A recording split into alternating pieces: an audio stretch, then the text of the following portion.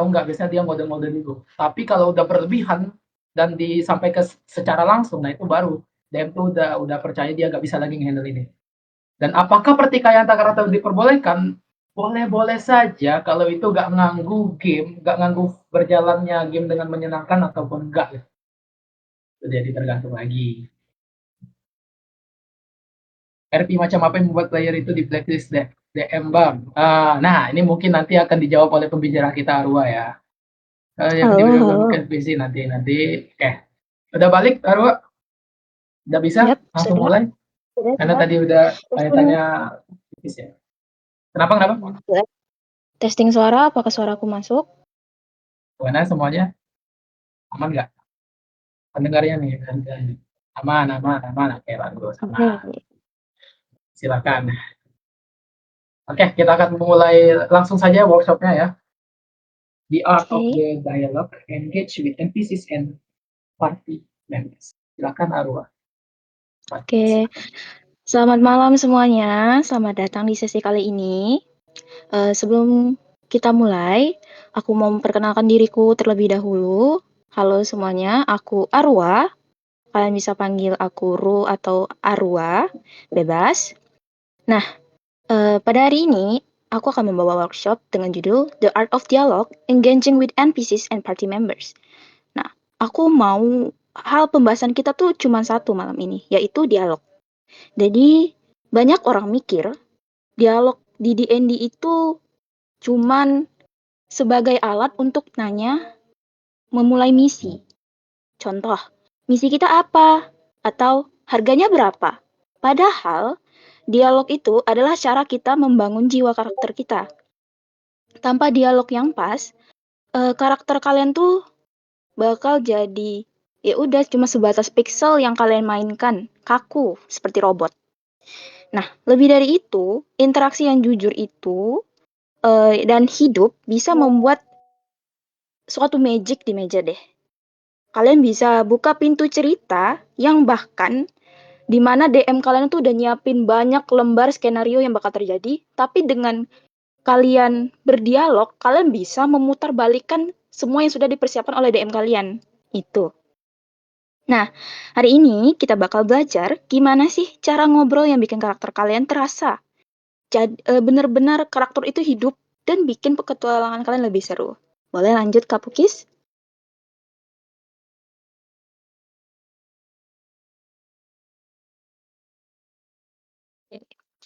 Hari ini kita bakal belajar 3 poin utama yang bakal membuat kalian lebih mudah berdialog satu sama lain, mau itu dengan party member atau sama DM. Yang pertama ada dialog entrance, kesan pertama yang kuat. Yang kedua ada bonding dengan party member atau interparty RP. Lalu yang terakhir adalah engaging with NPCs atau mendapatkan informasi dan simpati dari NPC tersebut. Boleh lanjut kita bahas poin yang pertama dulu.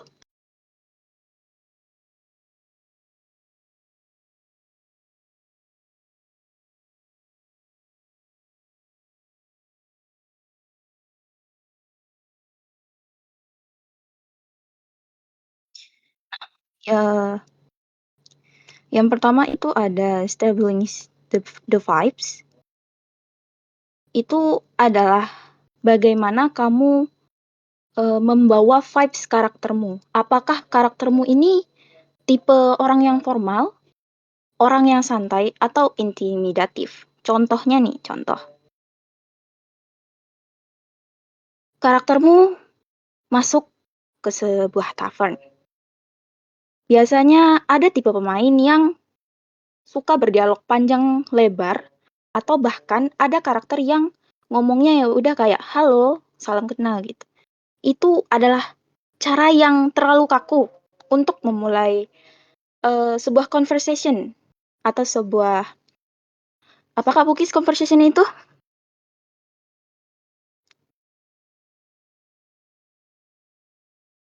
Benar. Nah, cara kaku, contohnya tuh seperti salam sejahtera, wahai pemilik kedai, kami pengembara mencari informasi tentang naga. Itu tuh bagi DM, kalau menurut aku sendiri itu terlalu kaku untuk start the conversation dengan NPC-nya. Coba kalian buat lebih manusiawi. Contoh, aku memakai seorang karakter paladin, dia lumayan talkatif, lalu dia berbicara saat memasuki tavan. Duh, jalanannya di luar berdebu banget. Pak, 1 bir yang paling dingin boleh?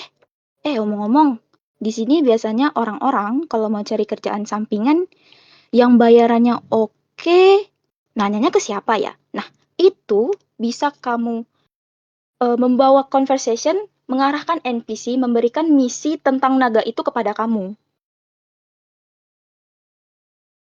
Oke. Yang kedua, itu ada namanya physicality, show, don't just tell. Itu adalah bagaimana cara kamu berbicara, tapi kamu malu untuk ngomong. Jadi kamu melakukannya dengan tindakan. Contoh,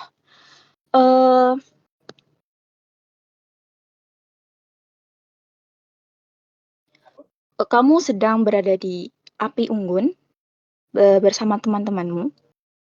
Anggap saja DM memberikan kalian free action untuk melakukan apapun. Nah, kamu memulai sebuah conversation, kamu ngomongnya gini, ceritakan padaku soal keluarga kamu dong. Kalau kayak gitu, oke, dia bakal cerita soal keluarganya, bla bla bla. Tapi untuk membuatnya lebih lawan bicaramu itu lebih pengen yapping ke kamu gitu. Contoh, karakter temanmu itu ada luka di jidatnya, terus kamu ngomong, luka di jidat kamu tuh masih sakit gak? Pasti kamu mengalami sesuatu yang buruk ya di masa lalu. Kalau kamu mau cerita boleh kok. Nah, itu tuh bisa menarik. Astagfirullahaladzim. Guys, bentar ya, dipanggil bapak. Oke. Sampai sini ada yang mau ditanyain nggak?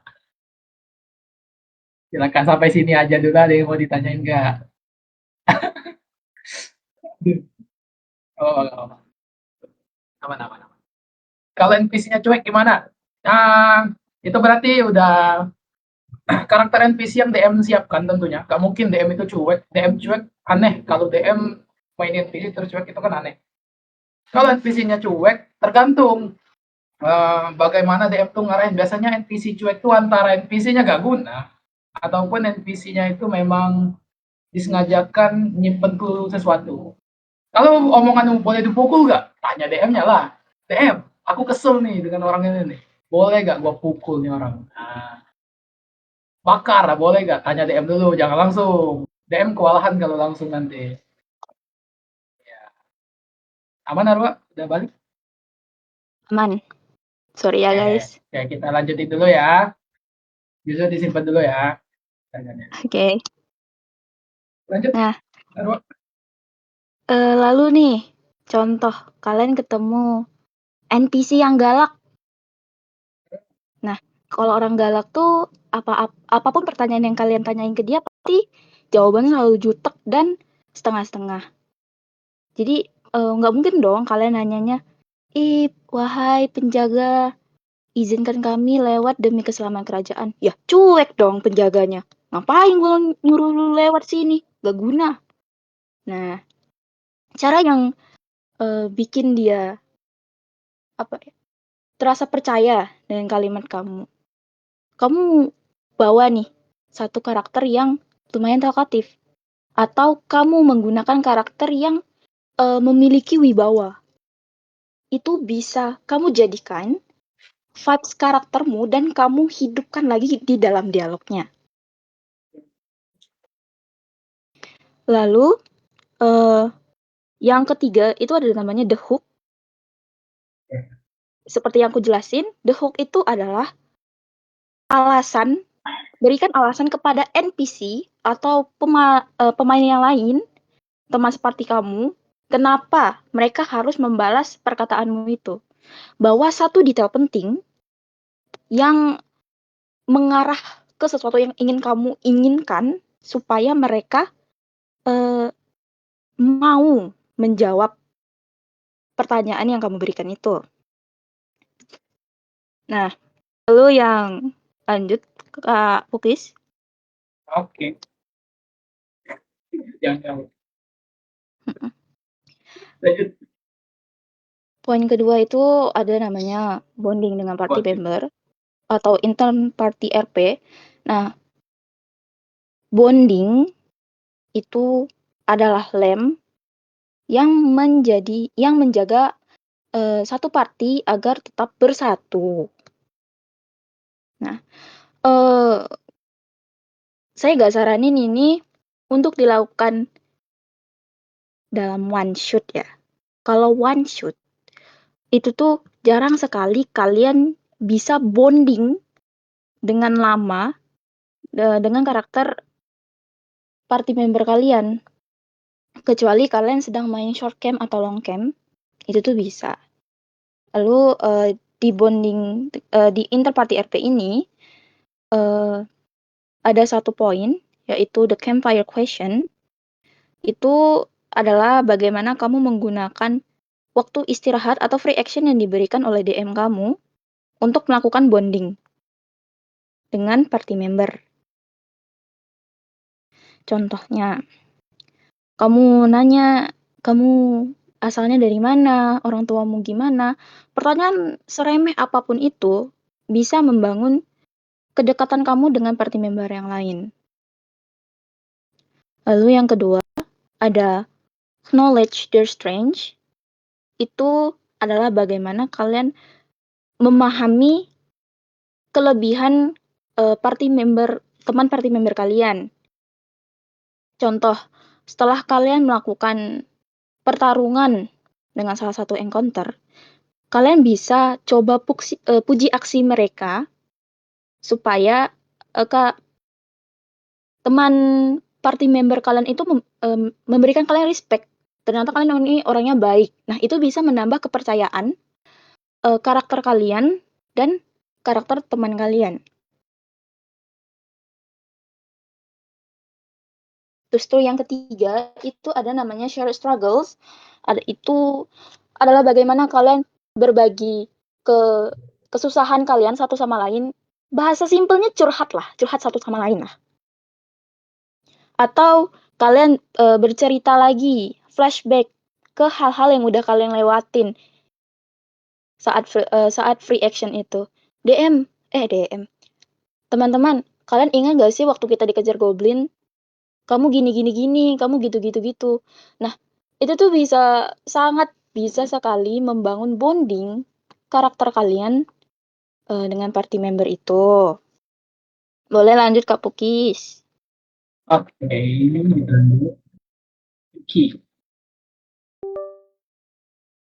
Lalu, poin ketiga ada namanya engaging with NPCs.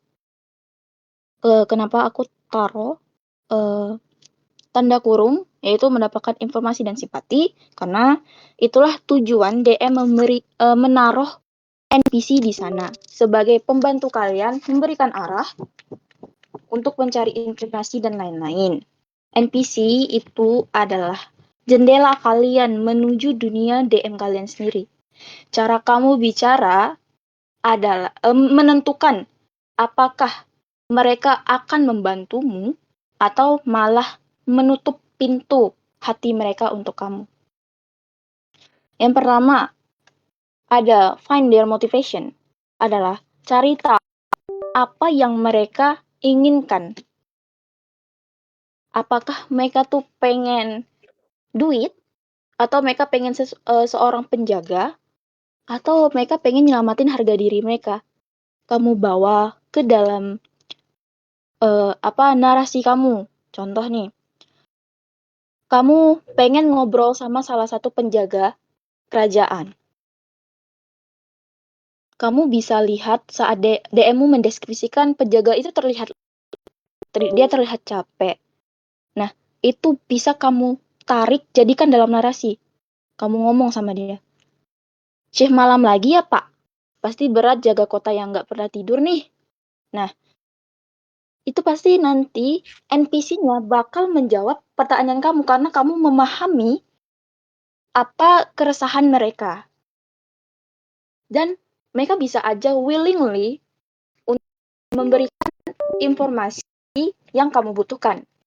Terus tuh poin kedua ada the yes and principle adalah jika saat NPC memberikan kalian suatu informasi atau NPC-nya lagi diperanin sama DM lagi ngomong nih, kalian tuh nggak boleh asal motong kalimat NPC-nya. Karena itu akan mengganggu alur cerita yang sudah disiapkan oleh DM. Nah, tapi saat NPC itu selesai ngomong, kamu bisa masukin ke dalam narasi kamu. Kamu terima informasinya, lalu kamu tambahin. Contoh, NPC itu berbicara mengenai kapan terakhir kali dia melihat naga. Saya melihat naga terakhir kali di hutan utara. Kamu bisa jawab, oh di hutan utara. Apakah kamu melihat jejak kaki lain atau semacamnya?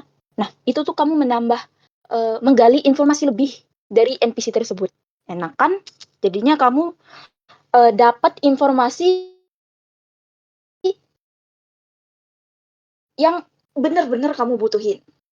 Ketiga, ada mirroring, adalah itu maksudnya sesuaikan level bahasamu dengan mereka. Jangan bicara seperti bangsawan di depan pengemis, kecuali karaktermu memang sengaja ingin terlihat sombong. Ini nih sering terjadi pada newbie, kalau aku lihat. Saat kalian bertemu dengan karakter bangsawan, karakter kalian itu tuh harus mirroring bagaimana berbicara dengan bangsawan itu. Nggak mungkin dong, kayak logika aja. Kalian ketemu sama bangsawan, terus tuh kalian ngomongnya, "Hey bro, salam kenal, aku gini-gini." Sopan nggak? Nggak sopan dong.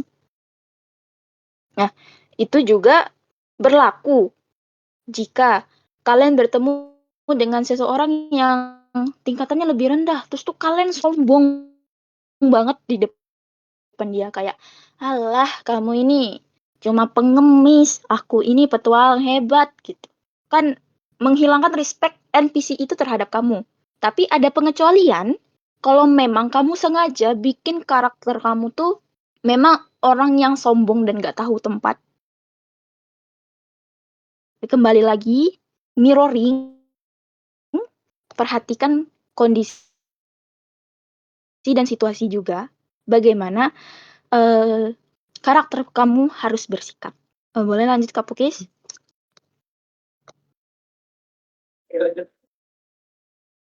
Yep.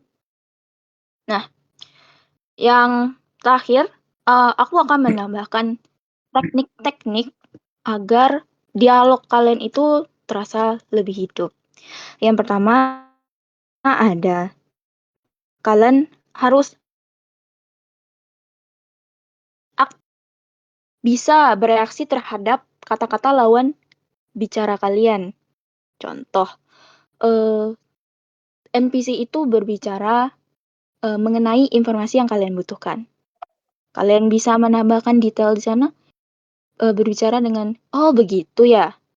Dia mengangguk pelan, terus apa yang terjadi setelah itu Tuan? Nah, itu kan detail kecil, mengerutkan kening, mengangguk, menaikkan alis, menatap, itu tuh detail-detail kecil yang mungkin menurut kalian tuh sepele, padahal bisa membuat narasi kalian tuh terasa lebih hidup. Terus yang kedua ada vocal tics. Vocal tics adalah kata-kata unik atau bagaimana gaya bicara yang sering diulang. Contoh karakter kamu itu adalah karakter yang lumayan sudah dewasa, umur 30-an, dia seorang bangsawan. Berarti gaya bicara dia tuh pastilah lembut atau dia memiliki sesuatu yang unik, mengulang-ulang kata seperti, "Ah, begitu Tuan. Oh, baiklah Tuan. Ah, oh, ih, eh." Itu bisa kalian gunakan sebagai example, contoh untuk membawa karakter kalian terlihat unik bagi orang lain. Lalu yang ketiga ada the spotlight share. Itu adalah di mana saat kalian diberi spotlight oleh DM, kalian boleh membagi spotlight itu dengan karakter lain. Jadi kalian nggak boleh terlalu mendominasi di dalam narasi. Berikan juga umpan agar teman kalian yang satu party member itu bisa bicara juga. Contohnya seperti ini.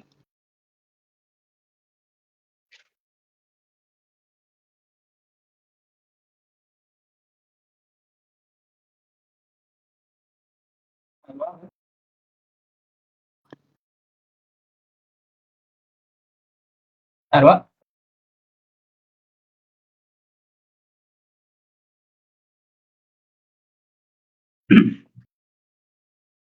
Assalamualaikum, tes.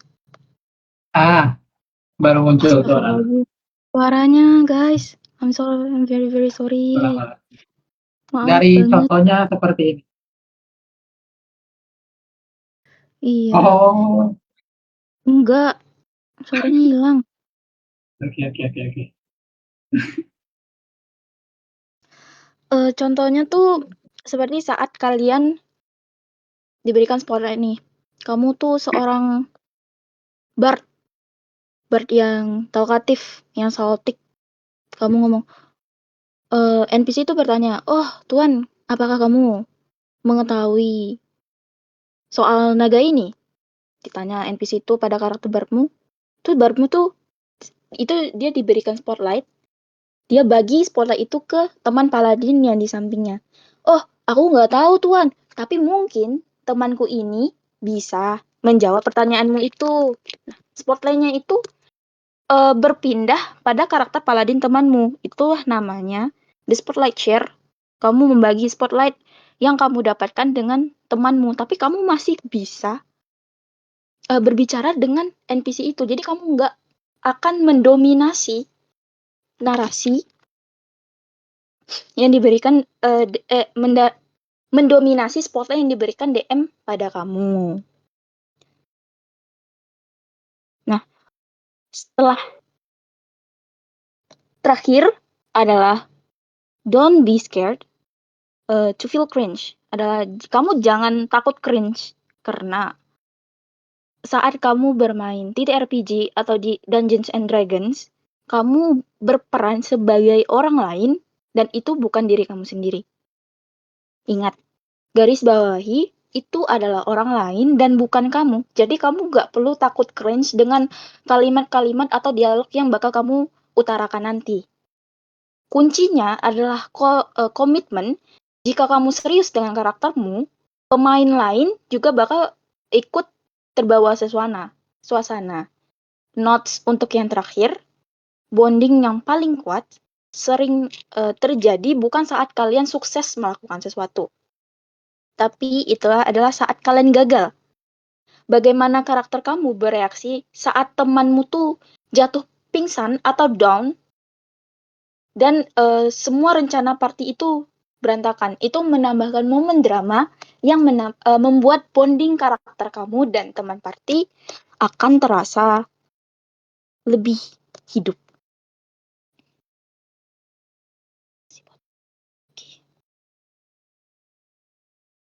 Boleh lanjut ke Puki. Nah, untuk yang terakhir ini sebenarnya sangat opsional. Jika teman-teman pengen ikut, aku akan milih 2 atau 3 di antara kalian untuk berdialog bersamaku dengan poin-poin yang udah aku bicarain tadi. Boleh gue bantu gak? Boleh banget. Untuk example. Banget. Oke, jadi ini mini fun game task guys yang disiapin oleh pembicara kita. Jadi bebas kalian mau nulis atau enggak. Yap, sabar ya. Silakan tulis dulu Satu paragraf singkat, contohnya seperti ini.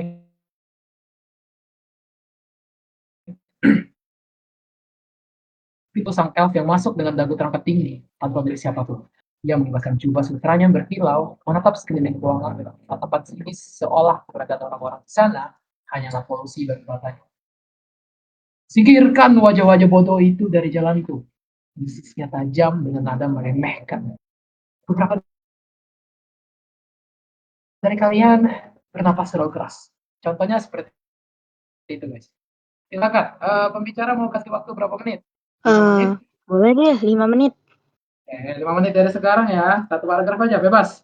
Jangan takut salah. Belajar bersama. Yap, boleh.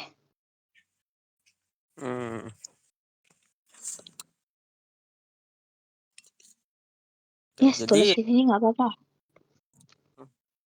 Kenapa justru?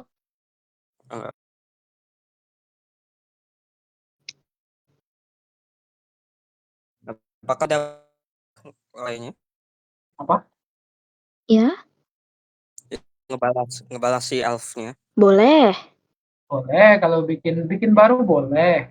Itu tadi contoh bukan situasi ya. Bikin baru boleh, ngebalas yang narasi itu boleh. Jelas.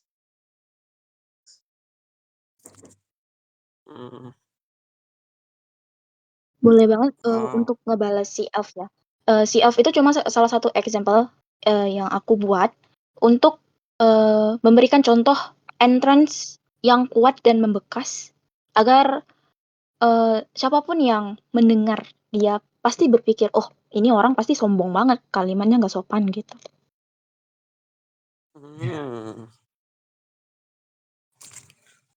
Oke. Masih banyak kok, waktu masih 4 menit lagi ya. Justru boleh minta mute dulu. Kita minta dulu.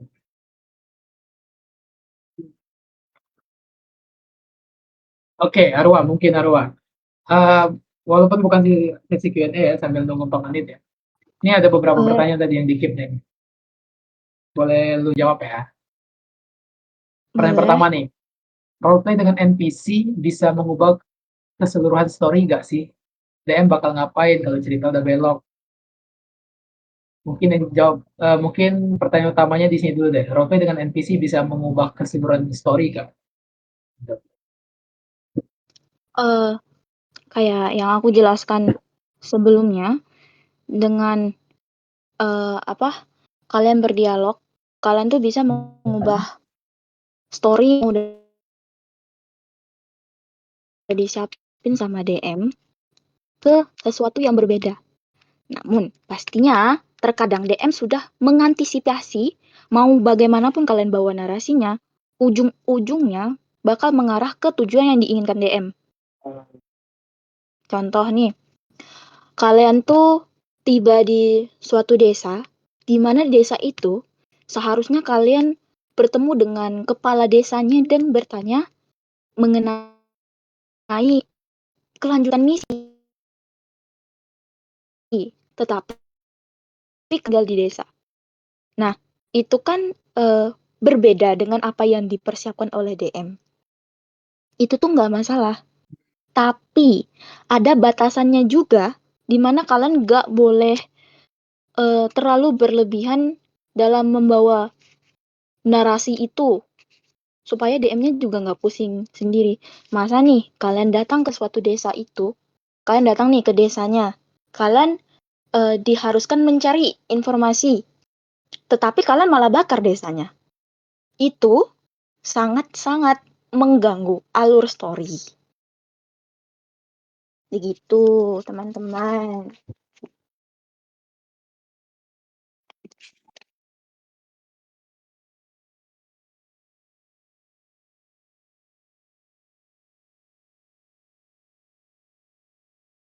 Apakah narasi doa ritual boleh?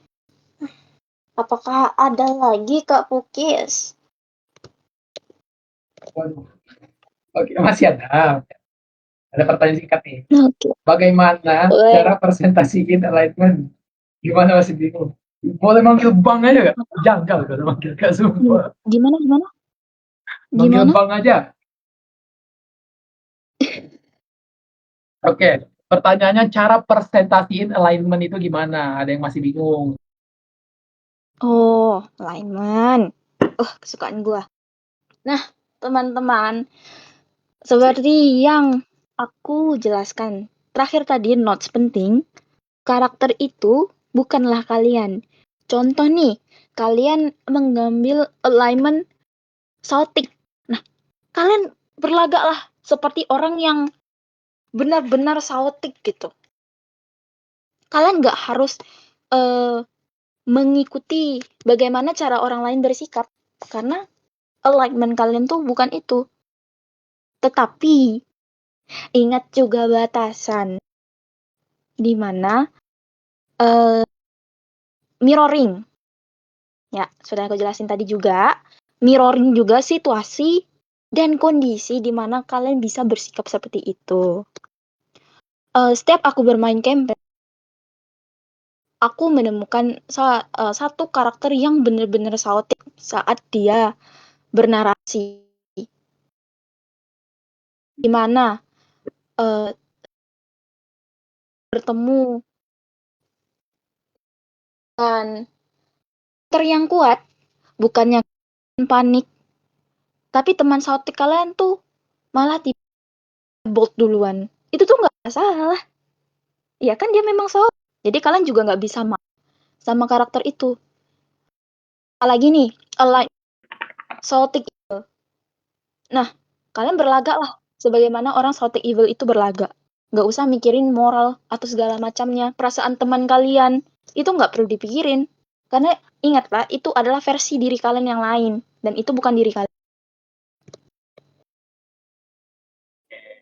Tuh. Itu aja, Arwah. Oke, kalau itu aja 5 menit, udah 5 menit ya. Siapa aja nih yang nulis nih? Sejauh ini ada Koro-Koro nih, mau naikin nggak? Ada Fox, pilih Arwah. Fox udah, Koro-Koro udah, nah tunggu nih. Ini mereka nanti mau ini nggak? Mau disuruh bacain ya? Iya, benar sekali. Kan bernarasi. Pembawaan nada kalian juga aja, gimana Bang. saat bernarasi? Naikin akun Haru aja, Bang. Emang bakal dinaikin? Canda Haru. Bercanda. Canda, Bang. Kita tunggu dulu ya. Masih ada nulis nih. Tergantung pembicara, Bang. Boleh naikin akun Kak Haru. Naikin akun Kak Fox. Oke, 2 ya. Dan ini satu-satu kan nanti. Oke, kita ini. Yes. Masih ada gak nih? Spot jika ada yang mau. Ya, last spot jika ada yang mau.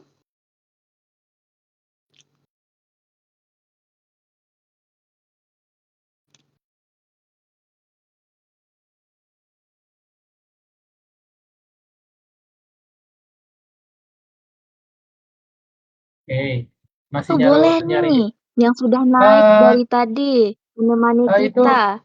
Kak akun Haru sudah disuruh naik tuh. Diterima dulu akun Haru. Katanya mau naik. Boleh nih Bang Pukis. Speaker yang sudah menemani kita dari awal, Kak Kenta. Jangan panggil. Oh, Kak Kenta. Kira jangan panggilmu, please. Oke, mau mulai dari siapa dulu? Arwah. Boleh nih, karena Kak Haru duluan yang sudah selesai. Boleh Kak Haru. Silakan. Haru, the stage is yours. Apakah suaraku terdengar? Sangat terdengar, jelas. Halo? Aman. Kedengeran. Oke, jadi ini aku baca dari awal paragraf yang kutuliskan. Yes. Oke. Di seberang ruangan Draven itu, sosok elf angkuh memasuki ruangan. Salah satu pengunjung dengan telinga panjang yang sama mendekati dia. Mata biru bersinar yang terpantul cahaya itu menatap tajam ke arah elf tersebut. Mohon maaf, sebagai pemilik tempat ini, kami tidak menerima kehadiranmu, ucapnya dengan tegas. Kalau kamu tidak ada urusan di sini, tolong jaga ucapanmu itu ya. Kakinya menghentak dengan keras di ujung kalimatnya untuk memberi kesan tegas kepada elf di hadapannya. Sekian. Oke, terima kasih Kak Haru. Nah, teman-teman, dari narasi Kak Haru tadi, bagaimana cara dia membalas karakter seorang karakter elf yang angkuh itu. Di entrance pertamanya, dia sudah mendeskripsikan bagaimana penampilan karakternya. Dia juga sama bertelinga panjang dengan mata biru. Nah, terpantul cahaya itu adalah salah satu tambahan deskripsi agar narasi kamu terasa lebih puitis. Nah, juga reaksi fisikal dia yang menghentakkan kaki keras di ujung yang kakinya menghentak keras di lantai, itu tuh memberikan kesan di narasi bahwa dia mencoba mengintimidasi karakter F itu. Oke, Kak Haru, sangat bagus sekali. Terima kasih banyak. Lanjut, Narwa mau lanjut Boleh ke lanjut, Fox. Kak Fox. Silakan, Fox, open mic. Halo, Berikan narasi. Halo, halo, halo. langsung Halo. baca aja ya. Aman, Benar lanjut. sekali. Dari belakang api unggun, tiba-tiba suara langkah kaki terdengar mematahkan ranting. Dari sana terlihat siluet yang tinggi namun ramping. Semakin mendekat, cahaya api mulai menerangi wajah elf laki-laki dengan busur di punggungnya itu. Permisi, bolehkah saya ikut berteduh dari dinginnya malam dalam api unggun kalian? Ucap elf itu dengan suaranya yang dalam. Oke, sangat bagus sekali ya Kak Fox. Dari narasi Kak Fox ini dia sudah memberikan entrance yang kuat ya untuk karakternya. Dia sudah menjelaskan dari siluet yang ramping itu ternyata dia adalah seorang elf laki-laki yang membawa busur. Dari sini kalian bisa menebak apa kelas karakter itu, apa rasnya, dan juga bagaimana sifatnya, pembawaannya yang kalem. Oke, makasih banyak Kak Fox. Sangat bagus, aku suka. Oke, approve. Approve Speaker approve ya, sekali. Kak Fox. Sangat approve. Oh, dilanjutkan Boleh kalau dia masih mau. Kak Kenta. Halo, Oh, Silakan. bentar. Masih ada Kenapa? yang menurun di atas Bang Genta. Siapa? Kenapa? Ada Siapa? Kak Muklis. Kak jangan panggil Muklis. Mau dinaikin? Ya, Boleh.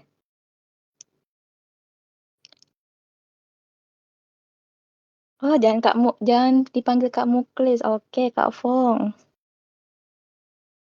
Boleh.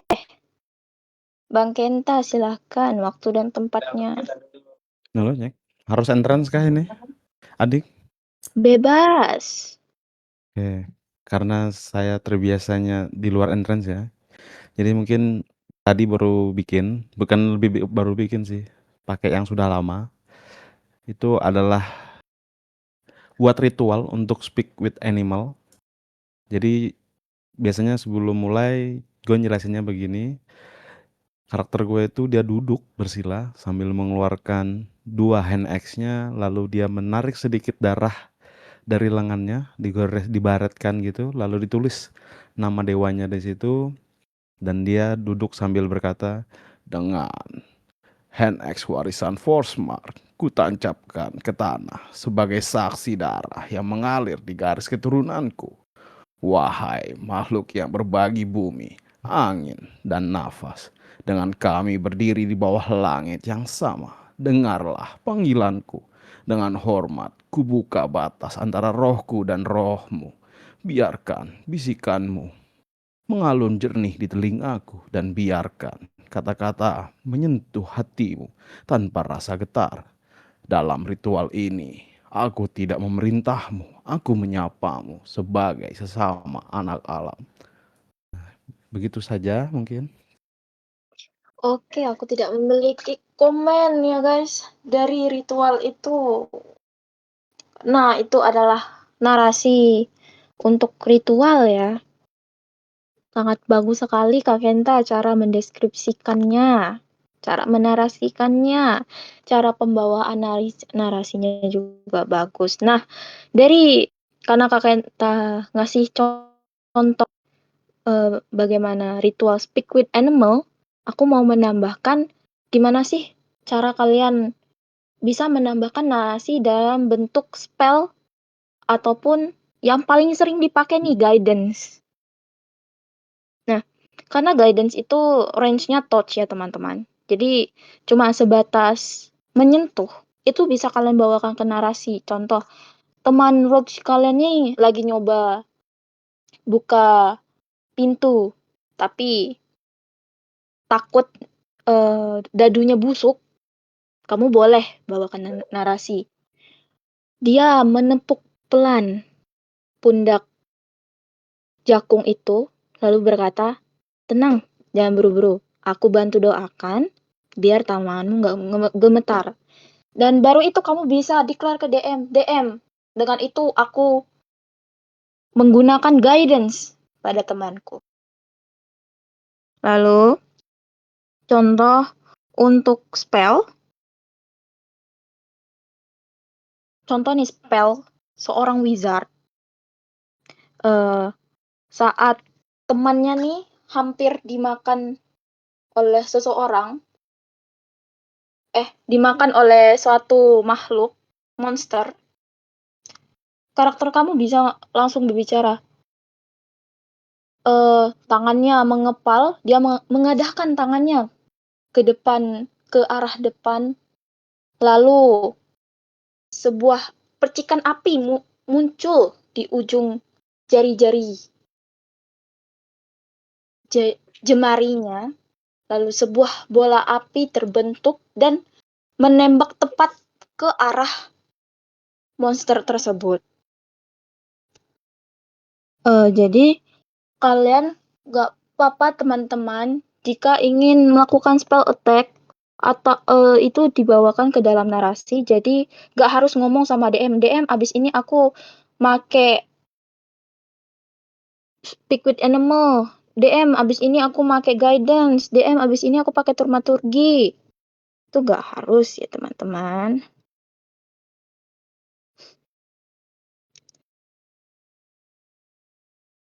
Bisa kalian bawakan ke dalam narasi agar terasa lebih hidup. Karena ya namanya juga kita sedang bermain TTRPG, sedang bermain di D&D, maka kita harus roleplay. Oke, makasih Kak Kenta. Selanjutnya Berarti boleh. gimana nih? Kak, jangan panggil Muklis jadi gak? Jadi ya, kita naikin. Sebelum kita lanjut ke section berikutnya mungkin ya. Silakan. JGN panggil Muklis. The stage is yours. Halo?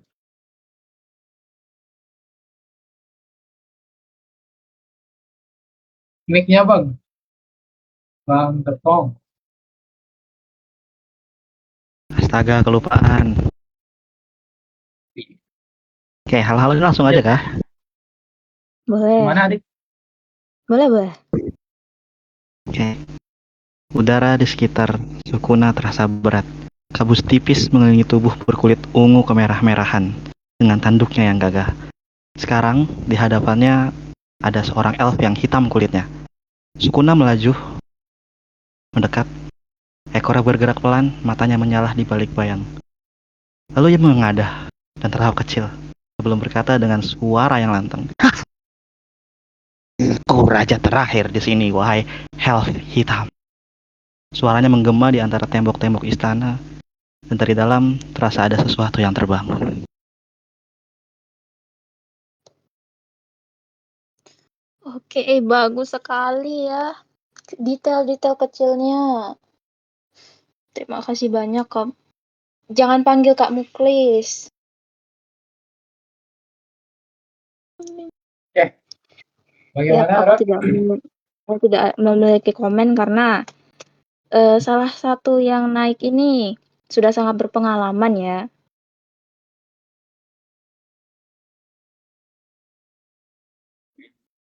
Bagaimana nih rangkaian acaranya? Kita mau kemana lagi ya, Rod? Lanjut. Boleh lanjut, seingat aku kita akan masuk ke sesi Q&A. Oke, guys. Kita akan masuk ke sesi Q&A ya. Nah, sebelum kalian bertanya lagi, mungkin boleh tanya di komen atau tunjuk tangan nanti ya. Gua mau bacain dulu nih yang tadi masih sisa, masih di notes nih, yang di tengah-tengah tadi. Masih ada nih Arwa. Nih, ada yang nanya, gimana sih caranya biar bisa memperkenalkan karakter itu secara imersif? Tahu nggak? Arwa. Boleh diulang? Agak nge-lag di aku. Gimana caranya biar bisa memperkenalkan karakter secara imersif? Gimana tuh kira-kira Arwa? Secara imersif.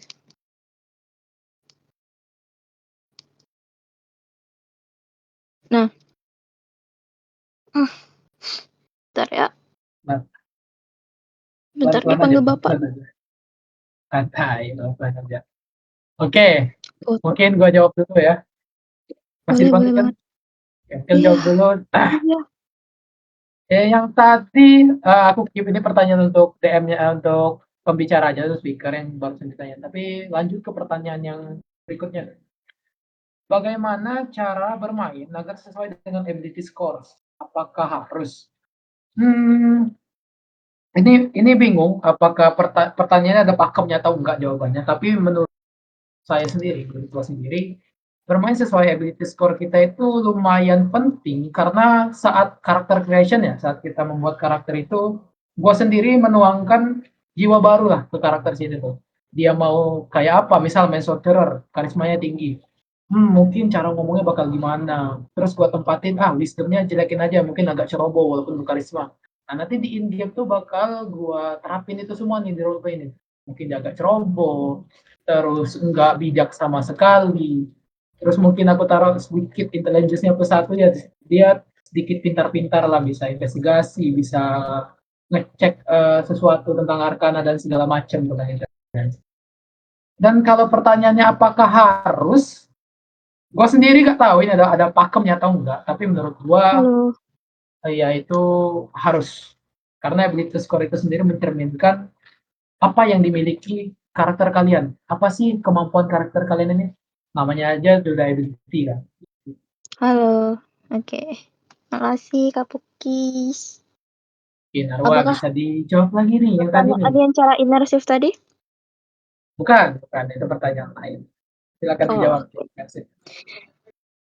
Nah, imersif itu biasanya kalian kenal dalam narasi untuk pengembangan karakter.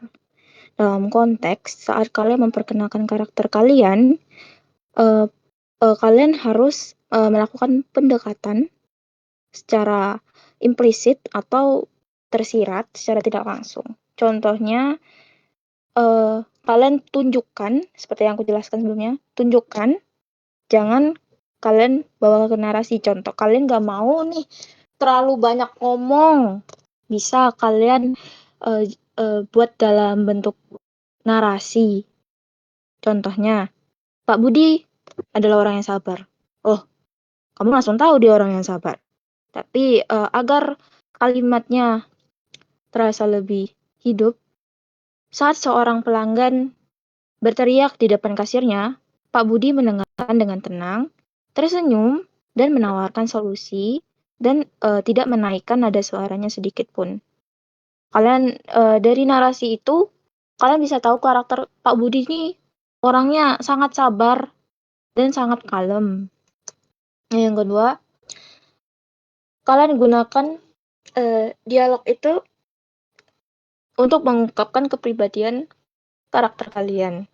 Apakah dia menggunakan bahasa yang formal atau malah gaul?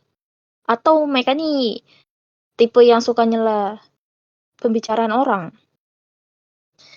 Seorang karakter yang sering menggunakan kata-kata yang merendahkan, sombong lah dia. Sedangkan ada juga karakter yang sering bertanya. Mungkin dia penasaran tapi dia tidak terlalu percaya diri. Itu bisa kalian bawa ke dalam bentuk narasi seperti yang aku contohkan tadi yang pakai Pak Budi. Terus tuh kalian bisa kasih detail kecil bagaimana karakter kalian itu bereaksi terhadap lingkungan baru yang pertama kali dia temuin. Contoh, dia masuk ke ruangan raja, dia melihat sekeliling, merasa dulu dia ini adalah anak yang miskin, baru pertama kali ini masuk ke ruangan yang begitu mewahnya. Lalu yang terakhir, menggunakan karakter minor untuk merefleksikan karakter kalian. Bagaimana karakter kalian atau karakter lain memperlakukan karakter kamu? Apakah mereka tuh harus takut, harus hormat, atau emang nggak usah dipeduliin aja karakter kamu ini? Nah, perlakuan ini itu tuh bisa membantu kamu membentuk opini karakter lain terhadap diri kamu sendiri. Begitu. Intinya, untuk memperkenalkan karakter secara imersif atau menggunakan intervensi non langsung, itu memaksa kalian atau memaksa orang yang mendengarkan itu menyimpulkan sifat karakter kalian melalui detail-detail kecil yang kalian berikan. Mau itu dari gaya bicara, mau itu dari tindakan yang dia lakukan. Seperti itu, teman-teman. Oke, gimana? Oke. Pertanyaan-pertanyaan tadi yang gue catat ya. Oke, dari kalian, siapa yang mau bertanya secara langsung naik nih? Bisa raise hand. Siapa yang mau bertanya? Oke, ada Mahyo.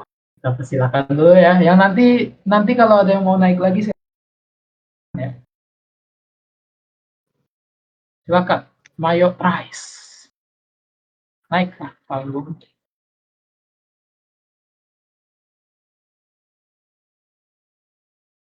Mahyo. Oh, tes. Aman. Kan bertanya. Oke. Gini, Kak Arwa. Aku tuh sebenarnya nggak terlalu bisa roleplay, tapi sekalinya roleplay itu keasikan gitu. Jadi aku mau tanya gitu. Kadang kan kalau misal kita berdialog dengan NPC, misal nih aku kasihkan ngobrol, jalan ceritanya ngalur ngidul. Nah itu gimana sih caranya gitu biar kita tuh bisa memberikan NPC giliran biar dia yang bisa memimpin dialognya. Oke, terima kasih banyak pertanyaan Kak Mayo. Nah, pertama, seperti yang aku bilang, kamu share spotlight yang diberikan DM itu pada kamu. Ya, tadi kan aku jelasinnya spotlight share-nya hanya untuk tim party ya. Itu bisa kamu terapin pada NPC juga kok. Saat kamu sadar, kamu roleplay-nya udah kebanyakan nih, kamu udah ngabisin waktu terlalu banyak, nggak gerak-gerak, nggak langsung nyari informasi seperti alur yang seharusnya terjadi. Tuh, kamu bisa coba, nggak usah takut ngambil inisiatif untuk ngomong, teman-teman, guys, kayaknya kita nih udah kelamaan ngobrol deh. Kita nanya bapak yang di sana yuk. Atau mungkin maksud dari Bang Mayo itu adalah situasi di mana udah bertemu dengan NPC-nya, tapi malah keasikan ngobrol sama teman party lain, begitu. Lebih ke kasihkan ngobrol sama NPC-nya sih, Kak. Oh, nah, kamu bener ambil inisiatif untuk memutar balik pembicaraan yang udah kamu ngomongin sama NPC-nya. Contoh kamu harusnya tanya sama NPC-nya mengenai letak dungeon atau apa aja yang dia ketahui, tapi kamu malah ngobrolin hal yang lain. Itu bisa kamu bawa alurnya agar NPC itu secara tidak sadar menjawab pertanyaan yang sebenarnya ingin kamu tanyakan. Contoh kamu lagi ngobrol nih sama dia, Pak, anak kamu cantik banget deh, boleh kali aku nikahin gitu. Ngomong-ngomong, Bapak tahu nggak soal dungeon yang lagi viral akhir-akhir ini? Itu kan kamu ubah alurnya dari pertanyaan nyeleneh, bisa kamu bawa ke hal yang seharusnya kamu tanyain sama NPC-nya, gitu. Yang penting tuh berani untuk ngambil inisiatif. Saat kamu sadar, kalau kamu udah sadar nih, kamu harusnya nggak perlu nanya hal-hal yang kamu roleplayin itu sama dia, kamu langsung ambil tindakan. Begitu, Kak Mayo. Apakah jawabannya bisa diterima? Bisa diterima dan terjawab, Kak. Terima kasih, Kak Arwan. Terima kasih, Mayo. Sama-sama. Oke, kita lanjutkan ke oh ya, ada yang tunjuk tangan lagi nih, Dirgat namanya. Silakan naik ke atas dan Mayo, saya turunkan dulu ya. Oke. Halo, selamat malam. Halo. Malam. Oke, kakak perkenalkan nama saya Dirga. Saya mau bertanya untuk pemateri kakak Arwa ya. Mumpung juga ada teman-teman di kolom seperti dia takut angkat tangan gitu ya. Jadi pertanyaan pertama dari saya, yang personal dari saya, yang membingungkan itu kadang ada hal yang menjadi konflik batin karakter itu sendiri dan based on dari historinya dia gitu. Nah, gimana sih caranya untuk kita bisa membuat konflik batin itu tidak terlihat cringe dan tetap on point dan bisa tetap melancarkan conversation ataupun scene yang sedang berlangsung. Itu pertanyaan pertama dari saya. Terus ada nih Neon ngechat di chat room. Mau nanya Kak, sebagai newbie, dia tuh kadang bingung berdialog.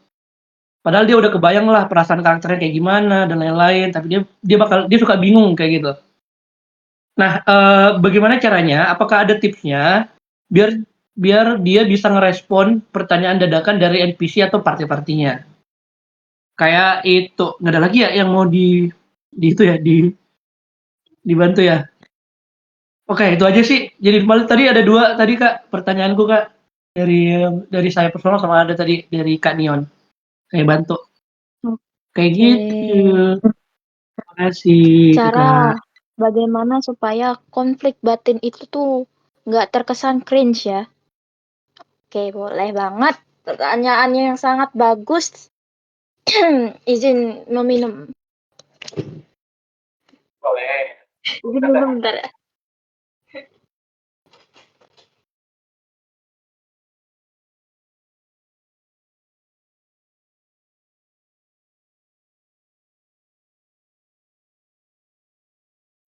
Sabar ya Bang Dirga ya. Siap. Ini juga saya tadi bantu ada teman-teman yang di grup chat lagi di open chat nggak mau angkat tangan, jadi saya bantu angkat. Saya bantu itu ya, right? Iya, kelihatan. Panjang banget dia tanya tapi nggak reset.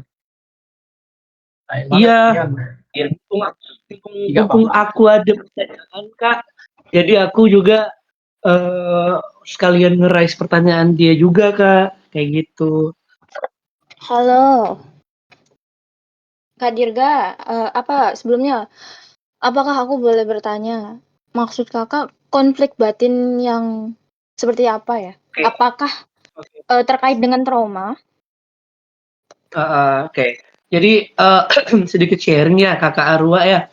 Jadi one Mm-mm. day ada campaign yang memang karakterku itu memiliki trauma terhadap pekerjaan yang dilakukan oleh adventure gitu.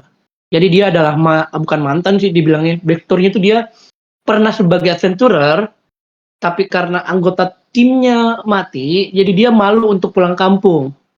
Tapi secara terpaksa dia harus pulang kampung, namun secara tidak sengaja dia ikut lagi quest kayak adventurer gitu. Nah, otomatis kan situ ada kontak batin tuh ke Arwah kan. Hmm, Historinya, benar. backstory-nya kalau anggota partinya dia mati gara-gara ambil quest, kali ini malah dia dipaksa ikut quest lagi. Kayak gitu. Gimana Kak kalau kayak gitu tadi? Oke, makasih banyak.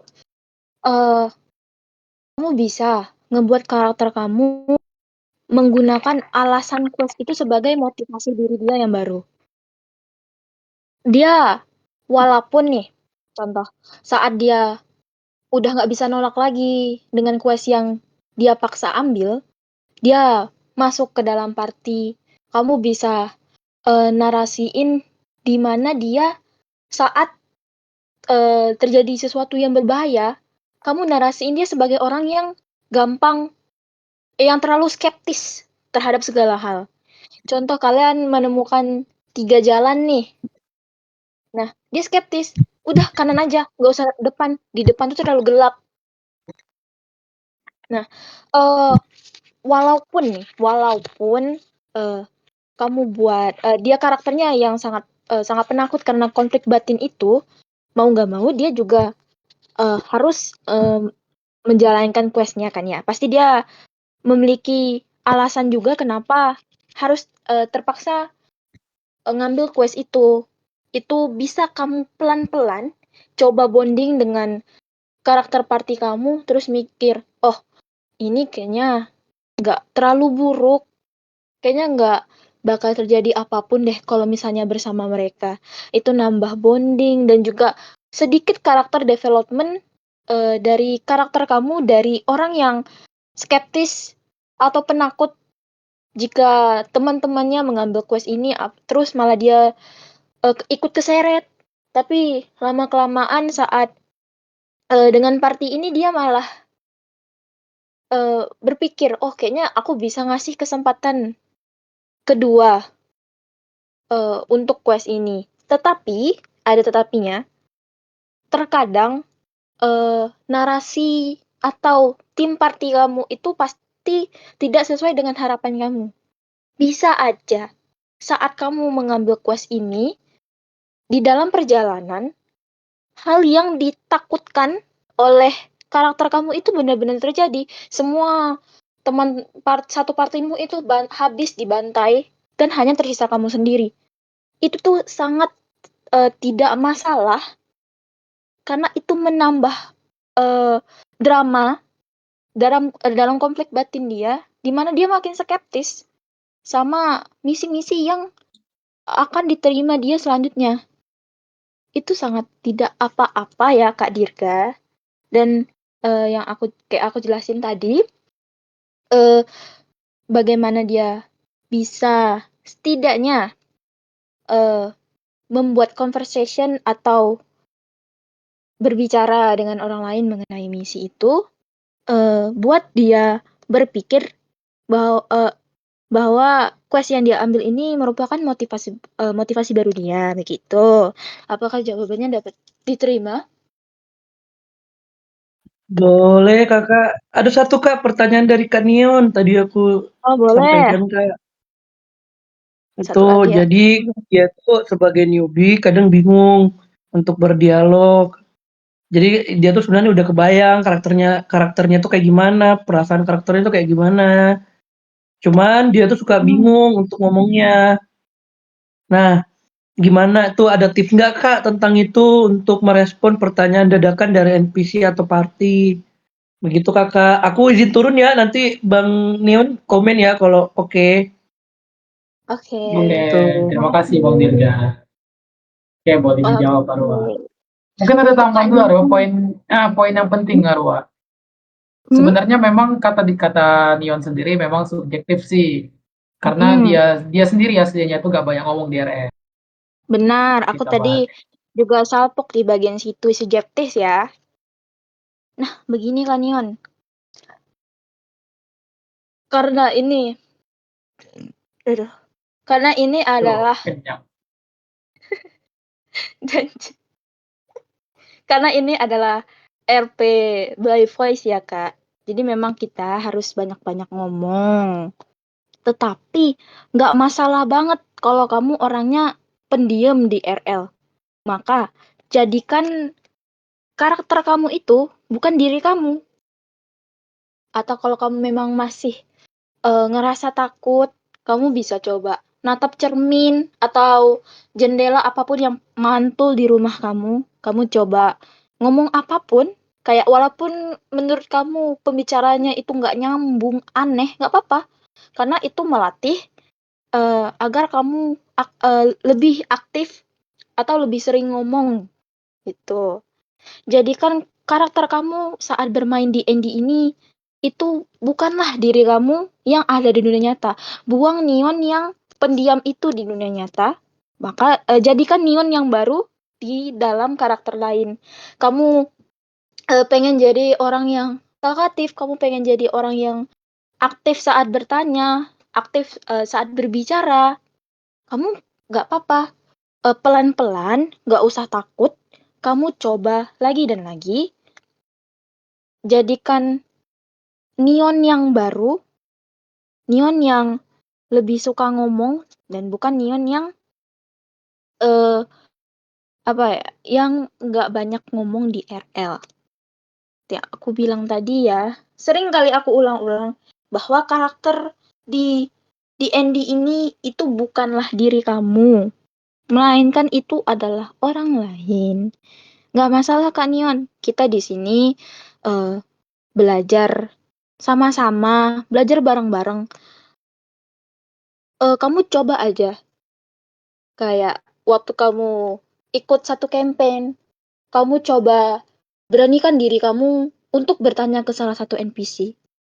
Kamu yang mengambil inisiatif duluan dari teman-teman kamu. Terus kamu apresiasi diri kamu sendiri. Oh, ini aku bisa. Aku bisa loh ngambil inisiatif duluan, ngomong duluan daripada teman-teman yang lain. Nah, dari perbuatan kecil itu bisa menjadi sesuatu yang besar. Pelan-pelan aja nggak apa-apa Kak Neon. Karena namanya juga kita masih belajar ya. Jujur aku juga masih newbie dalam per-RP-an. Tapi memang jadikan aja lah diri kamu tuh orang yang baru Kak. Gitu. Apakah jawabannya bisa diterima Kak Neon? Ya, Kak Neon.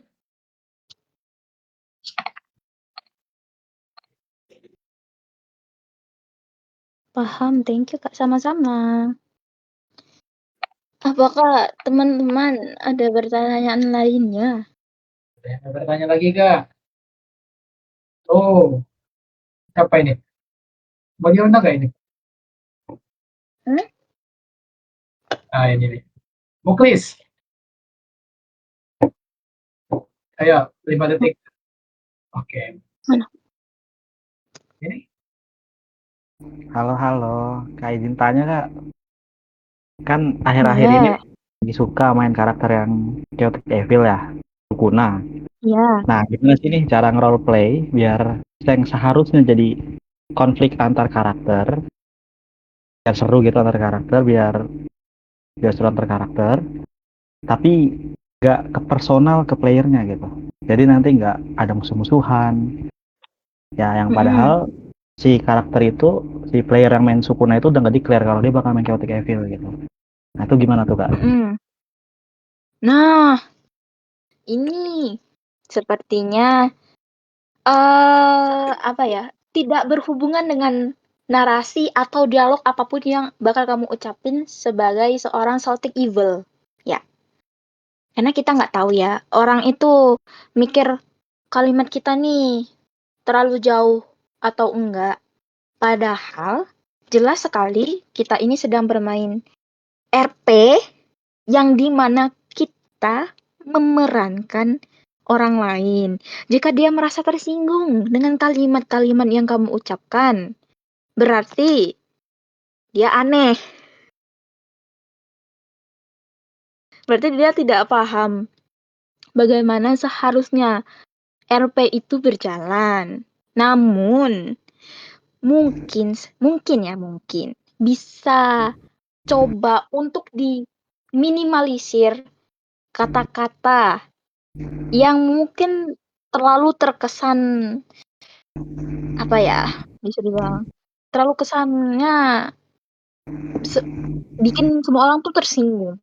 Padahal jika kamu membawa karakter kamu menjadi seorang chaotic evil dan ada orang lain tersinggung, bukankah berarti kamu berhasil memainkan karakternya?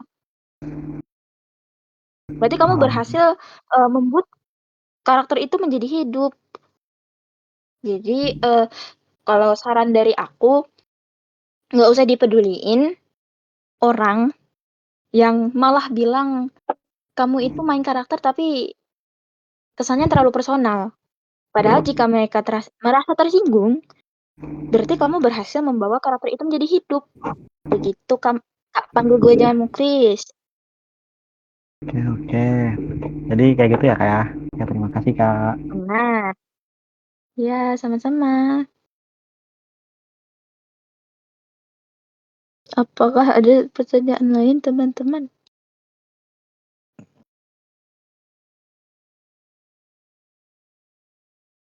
Oke, mana? Ada yang mau bertanya lagi mungkin? Kita keep dulu mungkin selain Mayu mungkin yang belum bertanya apakah ada lagi mau bertanya? Kalau memang tidak ada sama sekali nih, undang lagi Mayu. Gak apa-apa. Kita coba jawab sebaik mungkin lah. Mau itu keluar tema, mau enggak, boleh. Kawan dulu tadi mungkin bisa dicurahin aja mau nanya apa, nggak apa-apa.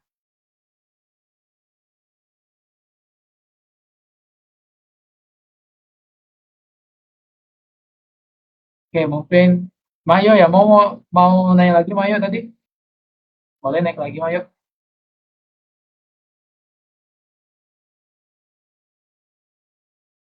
Silakan. Cek. Halo. Aman. Oh, oke.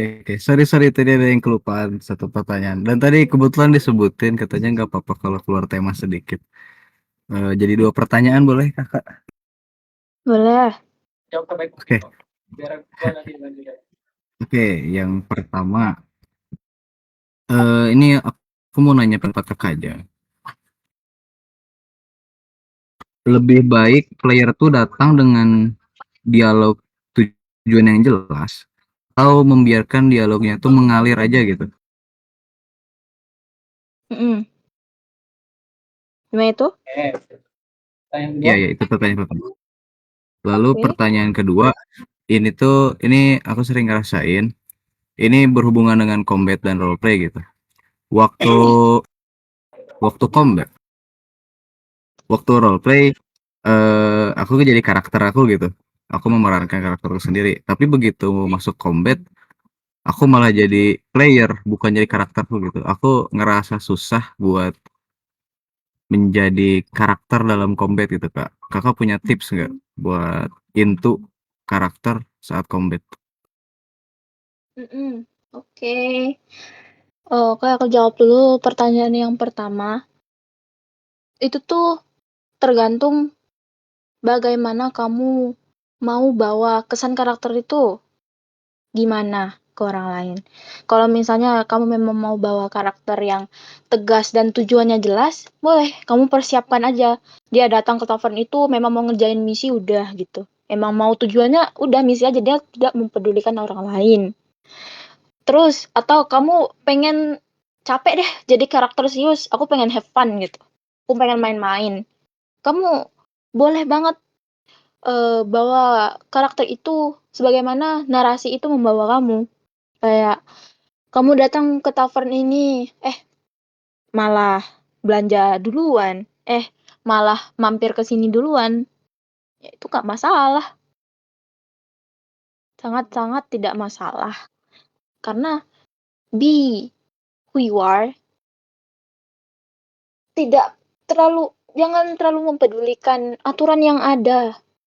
Kamu bawa karakter kamu sebagaimana dia seharusnya bersikap gitu, Kak Mayo. Untuk jawaban pertama. Oke. Jadi ada fungsi efektif Mm-mm. masing-masing lah ya, Kak. Benar. Kalau misalnya contoh kamu ambil one shot nih. Kalau one shot ya sekali duduk kelar ya. Berarti mau nggak mau kamu memang harus bikin karakter yang pengen bikin karakter yang tujuannya tuh jelas. Sekali main langsung selesai ke tempat tujuannya. Apalagi one shot ya Kak Mayo. Pasti sangat krusial kalau misalnya kita main terlalu lama. Terus tuh kalau Betul. misalnya short game atau long game, bebas aja, nggak masalah. Karena kalian punya waktu juga, tapi diingat juga di mana waktu itu terus bergerak. But you do you, bebas. Kamu mau bagaimana karakter kamu? Ingat saja, efisiensinya kamu pengennya gimana? Terus pertanyaan kedua, bagaimana membawa narasi di dalam combat ya, Kak Mayo? Ya untuk karakter ya roleplay gitu dalam combat. Nah, kalau menurut aku sendiri, itu juga sangat tricky ya. Apalagi combat itu harus ngambil inisiatif dulu, terus tuh mainnya satu-satu, kan ya. Tapi, menurut kamu, Kak Mayo, apakah saat kita combat mengambil inisiatif, diberikan waktu sama DM-nya? Berapa lama kita harus bergerak? Berapa lama kita harus ngambil spotlight yang diberikan itu? Jarang ya. Betul. Pasti setelah kamu melakukan sesuatu, DM-nya nanya lagi, apakah ada lagi? Apakah kamu ingin melakukan sesuatu lagi? Nah, pasti DM-nya selalu nanya, apakah kamu pengen lanjut? Apakah ada lagi yang ingin kamu lakukan? Berarti gak ada batas waktu saat combat itu terjadi. Itu bisa kamu ambil untuk coba menarasikan sebagaimana karakter kamu itu. Contoh, kamu ambil combat nih. Karakter kamu seorang Mong. Dia dapat urutan pertama. Kamu bisa deskripsikan Mong itu mulai mengatupkan kedua tangannya, lalu berdoa sebentar, lalu dia meninju tepat di perut encounter itu, dan DM dia menggunakan ini gitu. Menggunakan strike-nya, Mong strike gitu. Narasi di dalam combat, menurut aku Kak Mayo, nggak harus panjang-panjang, nggak harus puitis, singkat. Untuk nambahin detail itu juga nggak masalah. Kamu bawa bagaimana kamu pengen orang-orang anggap karakter kamu itu gimana. Pengen dia tuh orangnya kalem kah? Pengen dianggap orang yang pemarah kah?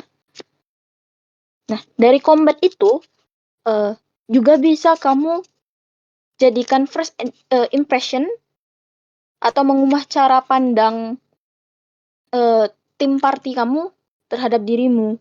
Contoh saat dia sama tim party lain, dia orangnya nyeleneh, agak plenger. Tapi waktu combat dia malah serius gitu. Bisa. Ya, gitulah ya Kak Mayo. Boleh Apakah Mas jawabannya jawab? diterima? Mau nambahin? Boleh Mau nambahin? banget. Tambahkan, Boleh. ditambahkan. Bukan menambahin, mungkin menginfokan saja untuk Mano. Soal narasi pas combat atau memasukkan roleplay dalam combat. Ini kan bagian dari technical combat yang ada ya. Ya kan? Iya, mungkin ya. Kalau benar, bisa nih, detailnya lebih lengkap lagi. Lo bisa ikut workshop lusa, tanggal 29 Januari. 20 jam 20 waktu Indonesia Barat, yang dilaksanakan oleh pembicaranya namanya Zurel Jeff. Dia kan ini, kenapa gue rekomendasi ini untuk diikuti, dia bakal ngajarin, bakal nerangin praktek secara langsung sambil menjelaskan semua hal mengenai combat di D&D. Jadi secara garis besar dia tuh bakal ngajarin nggak selamanya combat itu cuma untuk baku pukul atau melakukan spell, tapi bisa apa namanya, bisa masukin roleplay, bisa kabur atau taktikal segala macam itu bisa. Benar. Itu dia. Oke Atau bakal kamu jadi ya. pengen kabur dari combat, kabur aja. Gak usah combat. Ya kan? Ada lagi mungkin? Ayo. Oke, cukup. Terima kasih Kak Pukis Thank you. dan Kak Arwa sudah menjawab dan terjawab. Kita lanjut ke Bang Kenta. Bang Kenta mau masuk nih.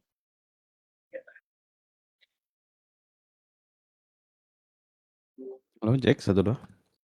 Masuk. Mungkin sedikit agak di luar dari materi ya.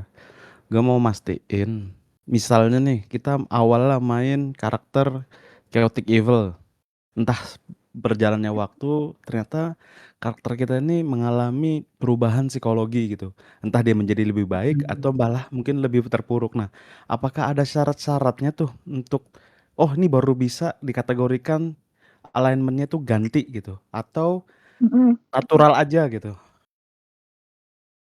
Oke. Ini aku mau nebelin, Yang Arwa. boleh. Gue ada Yang pandangan dibahas soalnya. sama Kak Kenta itu karakter development kan ya. Betul. Benar. Nah, saat terjadinya karakter development Kak Kenta, itu tuh karakter kamu harus mengalami yang namanya meaningful tragedy. Di mana saat campaign dia mengalami sesuatu yang men-trigger masa lalu dia atau membuat sebuah trigger baru yang sebelumnya nggak pernah dia alamin. Contoh, kamu punya karakter di mana karakter ini sayang banget sama ibunya. Dia nggak bisa lepas dari ibunya. Dia bener-bener sayang dan dia bakal melakukan apapun untuk membuat ibunya tersenyum. Jadi dari backstory-nya itu nggak terlihat ya dia memiliki masa lalu yang kelam. Namun seiring berjalannya waktu dia mendengar kabar bahwa ibunya jatuh sakit. Dia yang awalnya karakter Celtic yang harusnya dia sangat talkatif, dia tiba-tiba menjadi pendiam. Dia nggak pengen ngomong sama siapapun. Jadi dia dari orang yang kekanak-kanakan, orang yang nggak bisa diem, dia tiba-tiba jadi serius. Dia pengen nyari obat supaya ibunya bisa sembuh lagi. Itu bisa kamu jadikan sebagai meaningful tragedy karakter kamu dan mengubah alignment-nya. Gitu Kak Kenta. Apakah kita harus declare ke DM terkait perubahan itu atau semengalirnya saja? Menurutku keduanya harus berjalan bersamaan. Lu declare ke DM, terus lagi declare itu ya pelan-pelan berubah gitu. Dan aku Benar. dikit-dikit lagi mau berubah jadi itu. Karena kalau nggak berubah, DM bakal bingung juga nih. Tiba-tiba jadi aneh ini. Takutnya malah di-punishment. Benar. Oke, Kan aneh. thank you. Dapat karakter yang awalnya chaotic tiba-tiba jadi evil. Karena nggak tahu, tiba-tiba aja gitu. Kan aneh ya. DM nggak tahu, dia juga nggak mengalami suatu tragedi. Nah, jadi memang seperti kata Bang Pukis, memang bagusnya kita declare dulu pada DM, terus tuh kamu bawa dalam narasinya. Atau memang DM-nya udah tahu gitu. Begitu Bang Kenta. Thank you.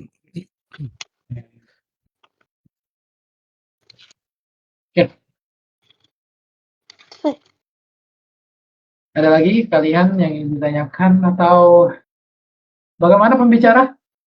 Speaker Arwah? Yes. Apakah sudah cukup sampai di sini atau masih mau membuka pertanyaan dan lain-lain? Jika teman-teman masih pengen bertanya, aku boleh, tapi memang kalau udah nggak ada, sepertinya kita akhiri saja pada hari ini, Kak Bukis. Oke.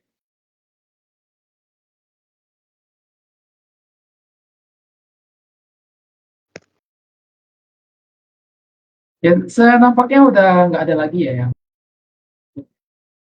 Ya, kalau Oke, gitu silakan Arwa sebagai speaker dan di makalah selanjutnya. oke. Oke guys, terima kasih banyak. Kita sudahi workshop Dialog of Art pada hari ini.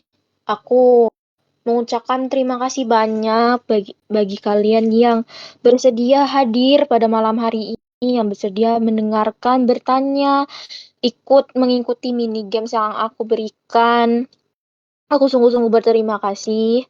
Dan jika semisalnya dari jawaban-jawaban aku atau dari penjelasan aku tadi ada yang kurang, ada menurut kalian nggak sesuai yang kalian bayangkan, nggak sreg, aku meminta maaf sedalam-dalamnya karena aku juga masih belajar juga bareng-bareng kalian.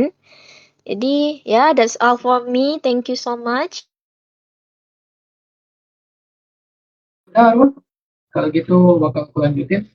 Oke guys, sehabis dari sini, mungkin masih ada di sini ya. Karena kita lagi ngumpulin survei juga ya untuk memperbaiki apa yang udah kita lakuin, untuk kembangnya kita ke depannya.